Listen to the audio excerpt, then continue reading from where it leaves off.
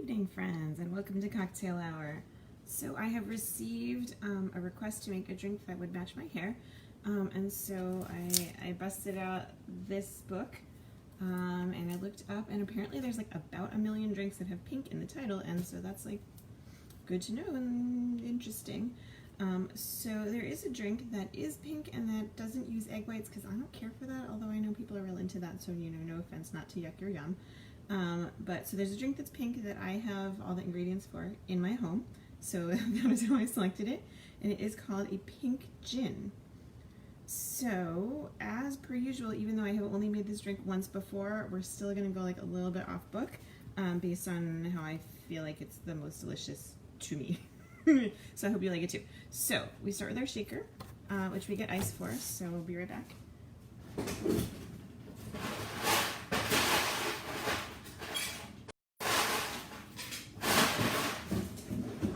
This is a drink that is made in a martini glass, so I do have one that is also chilling in the freezer.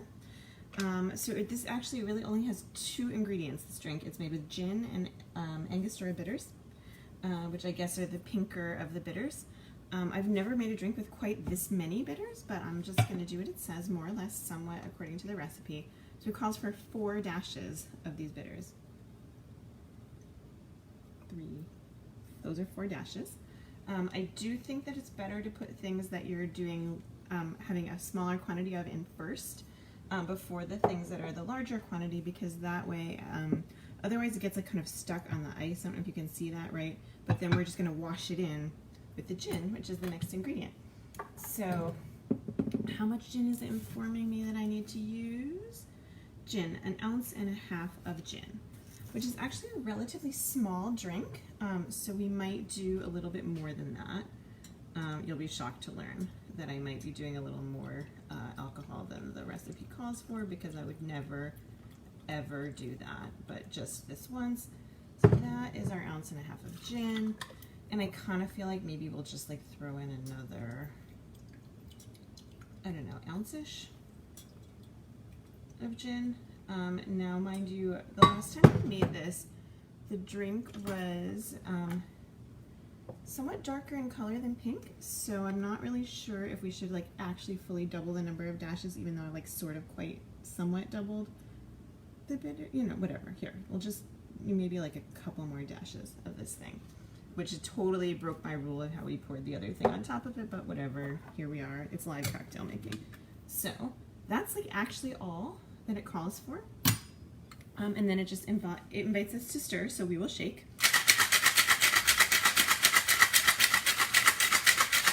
Because again, I feel like a drink that's like super strong and entirely composed of gin, it's okay if it has like a little bit of ice chips in it and dilutes it slightly. And once more for luck, and then we'll get our glass, which I have been chilling for quite some time and is extremely chilled. So we'll just pour this in and we'll see how much it is, because I feel like it's a large glass that I have. Oh, it's a little more orange than pink, this drink is, though it calls itself pink.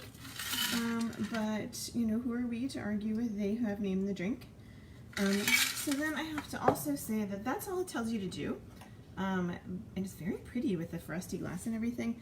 But I kind of feel like if you're making a drink in a martini glass that's like a little sweet with some bitters, that you maybe want at least a little bit of a lemon twist. I just feel that that's a little more fun. It makes it a little more fancy, even though that was not mentioned in the recipe, and you know how I hate to go off the recipe. But here we are. So just a little bit of the squeezing of the lemon once again, goes around the rim, it goes in the glass, and it just makes it kind of a little bit more pretty as well, I think. So I hope that you enjoy the pink gin. Cheers, friends. Tastes like gin. Enjoy.